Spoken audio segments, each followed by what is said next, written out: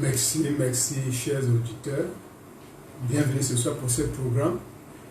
Je suis vraiment heureux d'être là ce soir pour continuer avec la prédication et l'enseignement de la parole de Dieu. Je vous remercie pour être là ce soir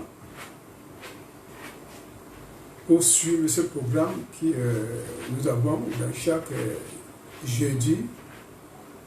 L'enseignement, l'encouragement et tout ce qui est bon pour les chrétiens. Ce soir, on va parler de la croix du Seigneur. La croix du Seigneur. Et le titre de ce message, c'est « Pas de raccourcis ». Pas de raccourcis. Le verset biblique qu'on va prendre ce soir, c'est Luc chapitre 9, verset 23. Luc chapitre 9, verset 23, j'ai lu la parole de Dieu. Puisqu'il dit à tous, si quelqu'un veut venir après moi, qu'il renonce à lui-même, qu'il se charge chaque jour de sa croix et qu'il me suive.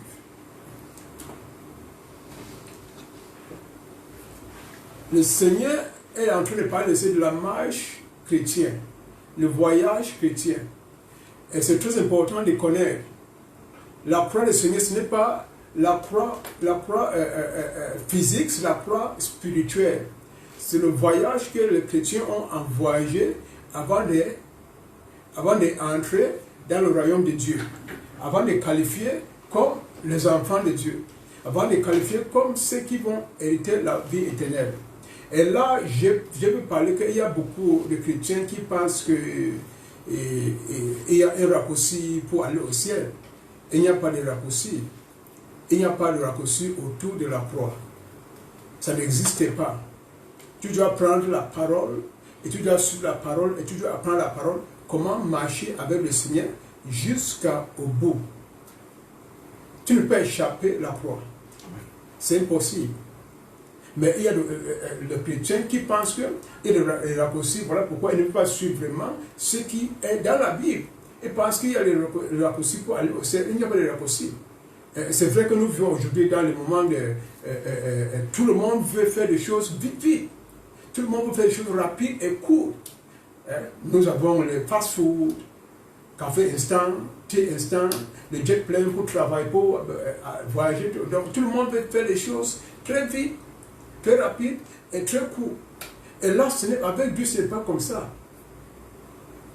Avec Dieu, ce n'est pas comme ça. Ceux qui sont riches dans tous les sens, ceux qui sont riches dans tous les sens de la Bible savent que la vie c'est un apprentissage. La vie c'est un apprentissage. Donc, si vous voulez être ce que Dieu vous a appelé d'être, il faut passer votre temps avec Dieu et apprendre de lui tout le temps à ses pieds. Tu dois apprendre la parole de Dieu pour marcher avec Dieu. Tu ne peux pas, parce que la vie chrétienne ou bien l'église, c'est une école. L'église, c'est une école, l'école de Dieu. On appelle ça l'université de Dieu. On doit étudier chaque jour. On doit étudier comment marcher avec les autres, comment vivre avec les autres, comment obéir à Dieu, comment faire ces choses. Donc, c'est une vie d'apprentissage qu'on doit prendre tous les jours pour se qualifier. Alléluia. C'est très important de connaître ces choses. Parce que dans Deutéronome chapitre 8, verset 2 à 3, ça dit, il faut qu'on regarde ça, Deutéronome verset 8, Deutéronome 8, 2 à 3. Souviens-toi de tous les chemins que l'Éternel, ton Dieu, t'a fait faire pendant ces 40 ans, pendant ces 40 années, dans le désert, afin de te humilier et de t'éprouver pour savoir quelle était la disposition de ton cœur, et si tu garderas ou non ces commandements. Verset 3, il t'a humilié, il t'a fait souffrir de la faim, et il t'a nourri de la manne que tu ne connaissais pas et que n'avait pas connu tes pères, afin de t'apprendre que l'homme ne vive pas de pain seulement, mais que l'homme vit de tout ce qui sort de la bouche de l'Éternel. L'homme vit de tout ce qui sort de la bouche de l'Éternel, parce que l'Éternel veut te donner la vie éternelle. Voilà pourquoi tu dois passer tout le temps pour connaître ce qui vient de la bouche de Dieu. Ça, c'est la vie éternelle. Parce que si tu n'apprends pas comment vivre, apprends pas la parole maintenant, comment tu vas vivre éternellement, tu vas prendre ça où? C'est ici et c'est maintenant qu'on doit suivre le Seigneur et suivre sa parole, comment vivre avec lui éternellement. Voilà pourquoi la Bible est là. La Bible, on dit quoi? La parole de Dieu est un esprit. C'est la lumière là où il y a l'éternel. La parole de Dieu, ça donne la connaissance là où il y a l'ignorance. Ça donne la justice là où il y a les péchés. Donc, on va suivre la parole de Dieu comme Dieu nous a donné à suivre. Mais beaucoup de chrétiens, soi-disant chrétiens, ils veulent échapper. Ils pensent que s'ils échappent ça, ils vont entrer dans... Tu ne peux pas. Parce que, je peux dire ici que dans l'université de Dieu, si brillant que vous soyez, vous ne serez pas bénéficié, vous ne bénéficierez pas de la double promotion. Vous s'ouvrez tous les coups. Car chaque coup a un but. Chaque coup a un but. C'est dans l'église où on doit connaître, parce que la Bible dit vraiment dans Hébreux chapitre 12, verset 14, il dit, sans la sainteté, personne ne verra Dieu. Donc c'est dans l'église qu'on doit apprendre comment être saint, comment être, de rester un vie saint. C'est dans l'église où on doit apprendre comment aimer les uns les autres. C'est dans l'église où on doit apprendre comment prier. Et dans la prière, toute forme de prière, il y a plusieurs formes de prière. Donc dans l'université de Dieu, tous les cours sont vraiment importants. Tu ne peux pas donner double promotion parce que tu es très brillant dans l'église. Non. Tu dois prendre chaque cours parce que chaque cours a un but. Alléluia.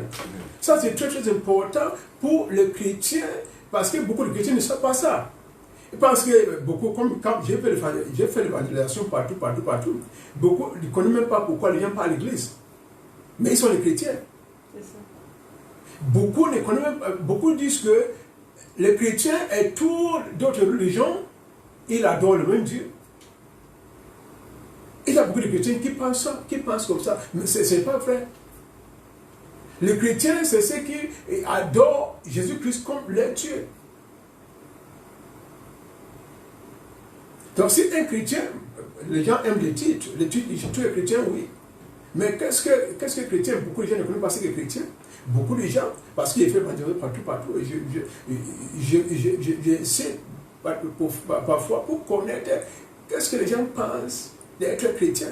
Beaucoup ne connaissent pas. C'est un peu difficile à comprendre. Mais ces choses, c'est des choses qu'on ne peut pas échapper à connaître. Parce que la vie des chrétiens, c'est comme les semences que tu sèmes dans le sol, après sa mort, et ça va pousser. Quand ça pousse, ça va grandir avant de produire les fruits. Mais si tu vas échapper les étapes de mourir, les étapes de pousser, les étapes de grandir, et maintenant tu peux seulement produire le fruit, c'est un peu difficile de produire le fruit. Tu ne peux pas produire le fruit.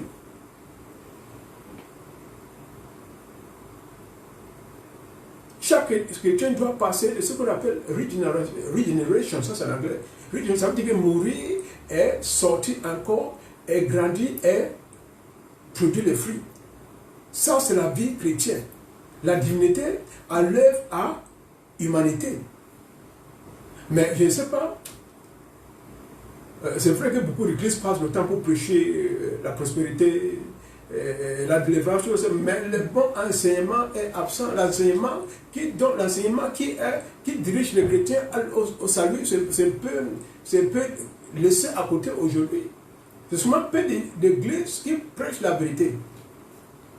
Et la vérité est quoi? Si tu n'es pas saint, tu ne peux jamais voir Dieu. C'est la sainteté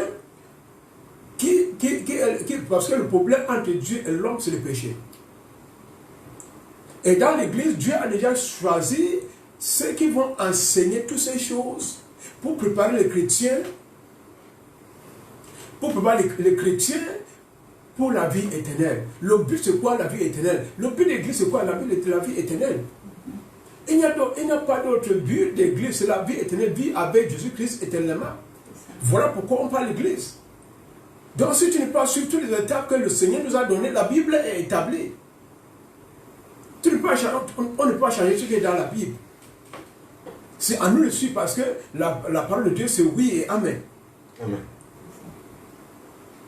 Donc connaître Dieu, ce n'est pas seulement connaître ses œuvres, mais c'est d'apprendre à connaître sa parole à connaître ses œuvres à travers sa parole par son esprit.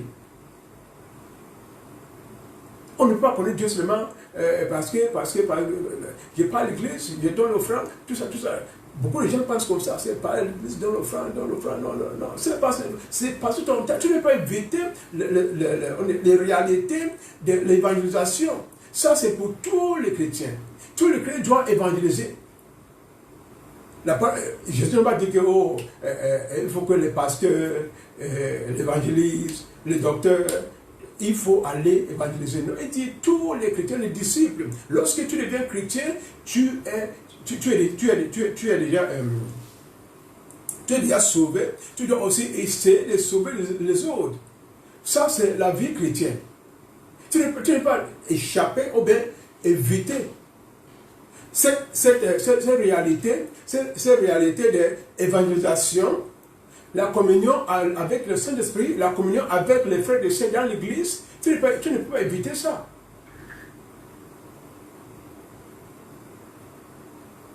C'est très important de connaître toutes ces choses parce que et aussi les jeûnes et les prières. Les jeûnes et prières, c'est une partie de la vie chrétienne. Jeûne et prière. Parce que le Seigneur nous a enseigné comment jeûner et comment prier. Si tu veux vraiment approcher de Dieu, tu dois toujours jeûner et tu dois toujours prier pour s'approcher de lui. Alléluia. Donc, cette leçon ce soir, c'est qu'on doit prendre les choses très très sérieuses pour connaître Dieu, pour connaître notre voyage à la vie éternelle, pour connaître comment vivre avec les uns et les autres. Parce qu'aujourd'hui, c'est un peu difficile de connaître, de distinguer entre les gens du monde et les gens de l'Église. Mais à l'Église, c'est la responsabilité de l'Église d'enseigner les chrétiens comment habiller. Je parle par rapport au sujet de l'habillement. Aujourd'hui, les chrétiens habillent comme les gens du monde, les gens du monde habillent comme les chrétiens. C'est un peu difficile de distinguer entre eux. Mais les chrétiens ont la manière que la Bible a cité. La Bible a mis accent comment les chrétiens doivent habiller. Mais beaucoup de chrétiens, aujourd'hui, à nos jours, tu ne peux pas savoir si vraiment c'est des chrétiens. C'est un peu dérangeant parce que tu ne peux pas dire que Dieu c'est dans ton cœur parce que c'est comme ça que beaucoup disent. Dieu c'est dans le cœur. Si Dieu est dans ton cœur, Dieu va te faire habiller comme un chrétien. Alléluia. C'est très très important. La vie chrétienne, beaucoup de gens pensent que la vie chrétienne, on dit quoi, galère, on dit quoi? C'est le pain et le chocolat. Non, ce n'est pas le pain et le chocolat, parce que Jésus m'a dit que... Oui, beaucoup de gens pensent que la vie chrétienne, c'est le pain et le chocolat. Ce n'est pas vrai. Et ça, c'est ce que beaucoup de gens nous font comme beaucoup de prédicateurs font.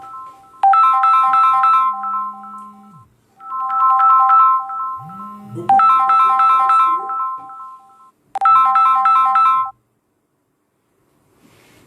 que la vie chrétienne est très facile. Mais ce n'est pas facile. C'est pas facile parce que si on regarde Jacques chapitre 1, verset 2 à 3, Jacques chapitre 2, verset 2 à 3.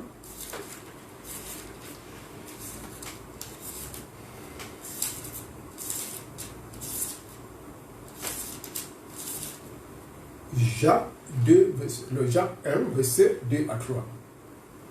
Mes frères, regardez comme un sujet de joie complètes, les diverses épreuves auxquelles vous pouvez être exposés. Sachant que les épreuves de votre foi produisent la patience. Mais il faut que la patience accomplisse parfaitement son œuvre, afin que vous soyez parfaits et accomplissez sans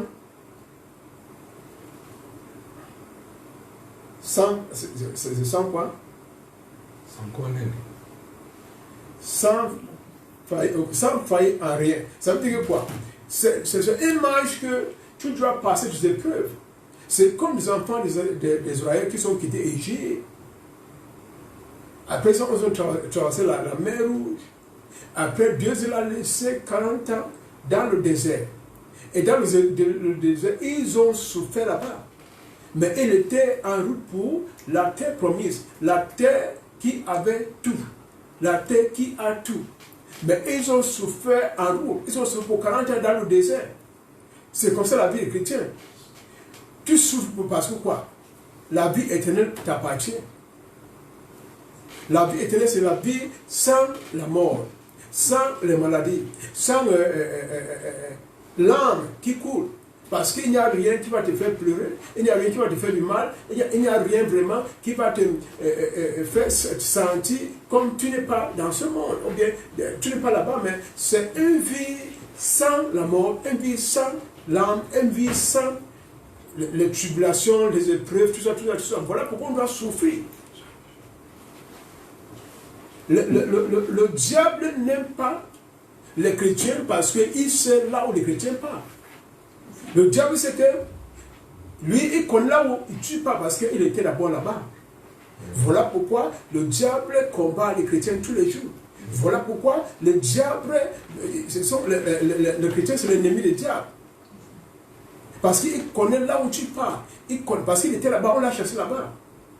Voilà pourquoi le chrétien doit prendre le temps pour apprendre comment savoir vivre, pour échapper tous on dit quoi, tous les